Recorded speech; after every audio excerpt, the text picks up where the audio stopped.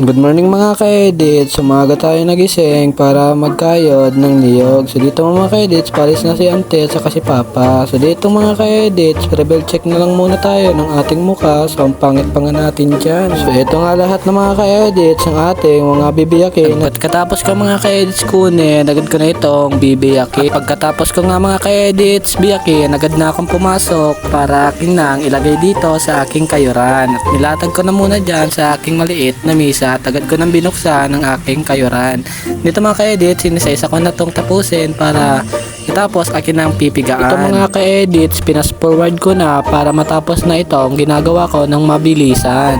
Dito nga mga ka-edits, pumunta na sa aking kusina para itong mga ginagawa ko ay akin na mapugaan. Para pagising mamaya ni Ate Maying, agad na itong malagay sa kanyang mga lulutuin. Kumuha pa nga ako dyan ng kasirola kasi kulang pala yung aking paglalagyan ng gata. Kaya sinaling ko muna at aking sinala ang kanyang gata. Pagkatapos kong lahat salain, agad na akong pumunta sa aming lamesa at para magtimpla ng kape, pampawala ng antok. Hindi katulad mo, inantok ka lang, hindi ka naman minahal, aray ko. Paglabas ko nga sa aming bahay, pagtingin ko sa labas, medyo maliwanag na pala. At pagtingin ko, ayun, nagtinda pala ng sikat ng araw. Kapag nakikita ko siya, agoy, tusok. At dito nga mga ka-edits, hindi ko na pinakita lahat kasi alam ko matatagalan kayo. Dito nga mga ka-edits, nireveal ko muna yung toyo para hindi ka natuyuin. Yung mga ka-edits, nagigisa na nga si Maying ng sangkap para ang kanya mga lalagay naka-ready na. Aray ko, kamuti Q.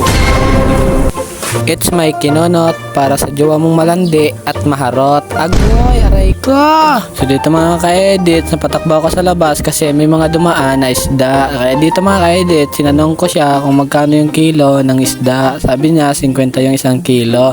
Kaya tinanong ko si Mayeng at akala ko turay na yung aking bibilihin. Pero sabi niya ay tilapia pala.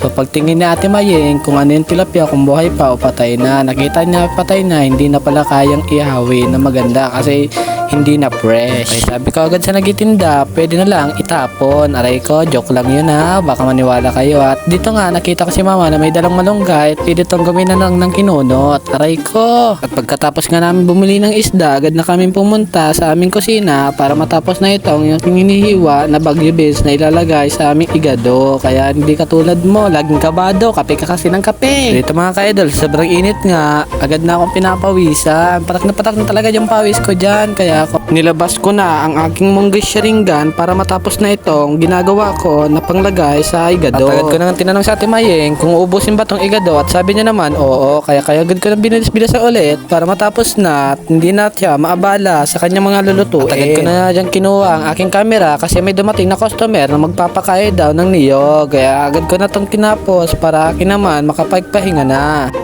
A few moments later.